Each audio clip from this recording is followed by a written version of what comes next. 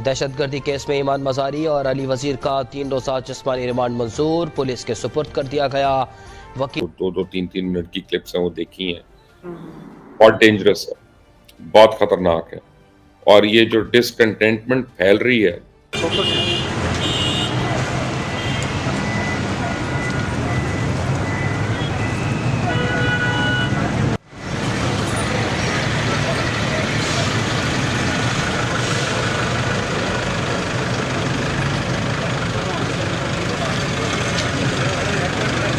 साथ साथ अफगानिस्तान का फ्लैग लहराया जा रहा था, ये भी देखा गया। देखें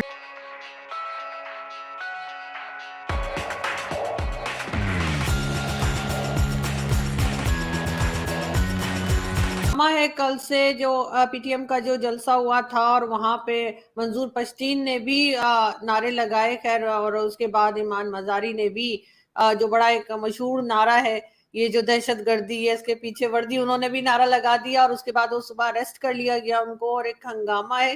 किस तरह से देखते हैं ये सब? लेकिन सर इसमें स्टेट कमजोर नजर आती है। ज्यादती की इन्होंने नारे लगा के इस्लामाबाद में, और फिर जो अफगानिस्तान के झंडे इन्होंने वहां पे लहराए हैं, मैं उस पर जितना दुख किया जाएगा। They have challenge the sovereignty of Pakistan.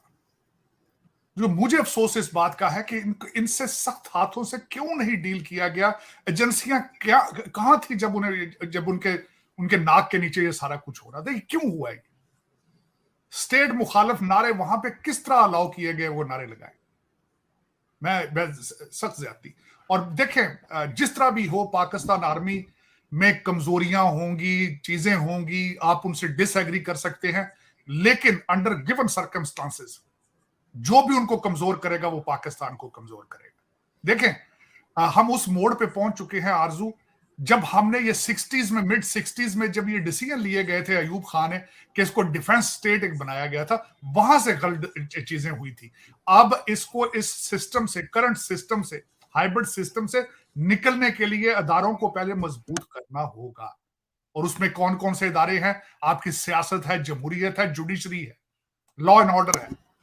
और एक इस वक्त देखें ना, जब आप स्टेट को डिफाइन करते हैं तो आपकी इकाई की अलामतें होती हैं, चीजें, जिस तरह आपकी करेंसी, आपका एजुकेशन सिस्टम, आपका रेलवे, आपकी एयरलाइन, आपका एजुकेशन सिस्टम, आपका जो निसाब होता है, ये आपकी फेडरेशन की अलामत होते हैं।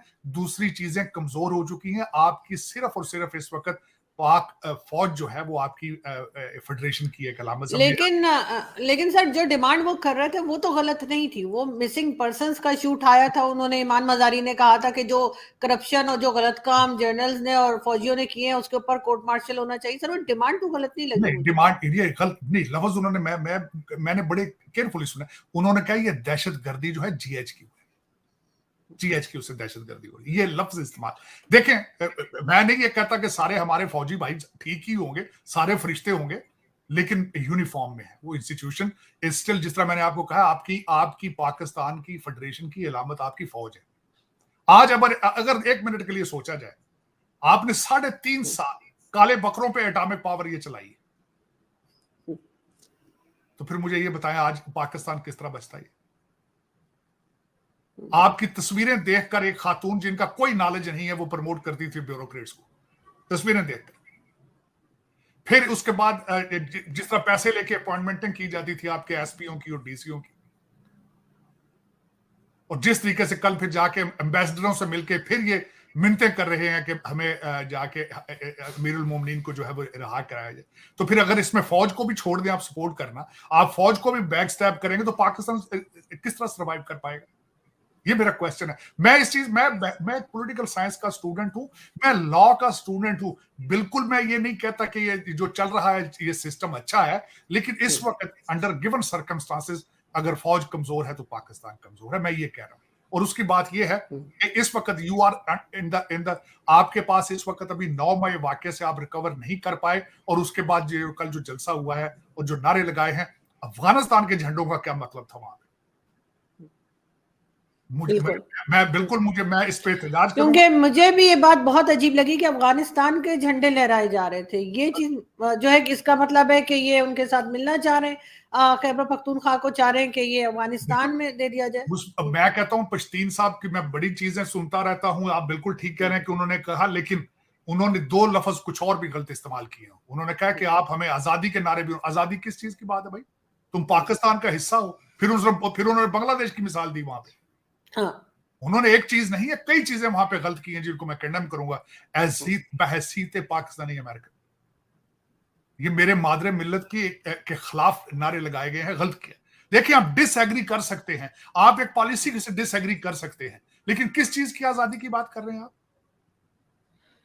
उन्होंने कहा हम खाल उतार देंगे, उन्होंने कहा हम खाल उतार देंगे, उन्होंने पतलूने उतारी नहीं, हम खाल उतार देंगे। मैं इसको कंडेम करूंगा, बल्कि मैं पहले भी कहता हूं इन चीजों के साथ सख्ती से हैंडल होना चाहिए।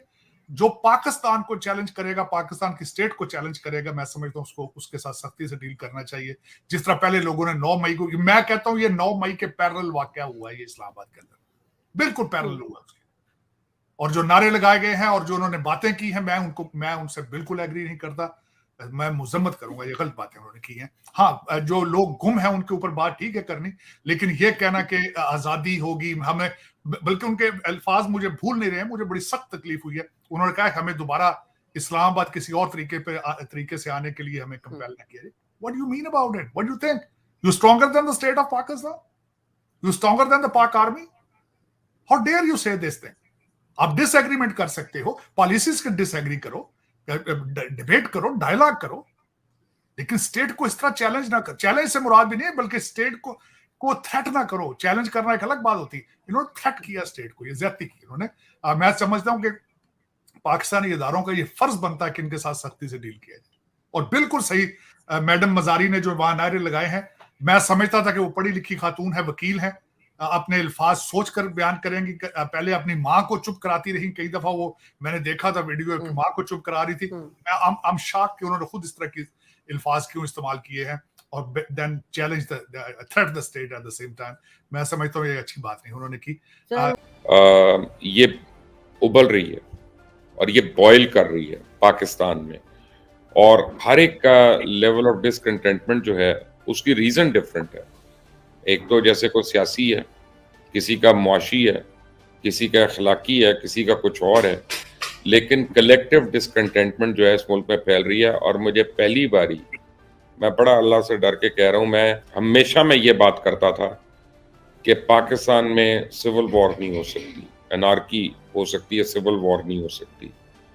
लेकिन अब मुझे डर लगना शुरू हो गया कि ये हम किस तरफ को जा रहे हैं, और ये आप लोगों को दबा कर, मार कर, अंदर डाल के, ये चीज़ें इनका हल नहीं है। इनका हल जो है पॉलिटिकल डायलॉग है, और वो पॉलिटिकल लोग ही कर सकते हैं। और आप ये देखें कि कल ये जलसा हुआ है, उसमें इतनी खौफनाक तकरीरें हुई हैं, तो आपके वजीर आजम से लेके काबीना के एक वजीर भी जो है वो उसने मजम्मत करना क्या, एक्नॉलेज तक नहीं किया। ना उनमें इतनी हिम्मत है, ना उनकी इतनी सलाहियत है पूरी काबीना की। ये प्लॉट तो बेच सकते हैं, ये गाने लिख सकते हैं, तस्वीरें पेंट कर सकते हैं, मुल्क नहीं चला सकते जिस तरह की काबीना आई है। ना ये लॉ एंड ऑर्डर को जो है वो कंट्रोल कर सकते हैं। तो मुझे अगले 3 महीने में बड़ी खौफनाक सिचुएशन नज़र आ रही है पाकिस्तान में। अगर अभी भी लोगों को समझ ना आए तो फिर अल्लाह ही बचा सकता है, और तो कोई हल मुझे तो नज़र नहीं आता।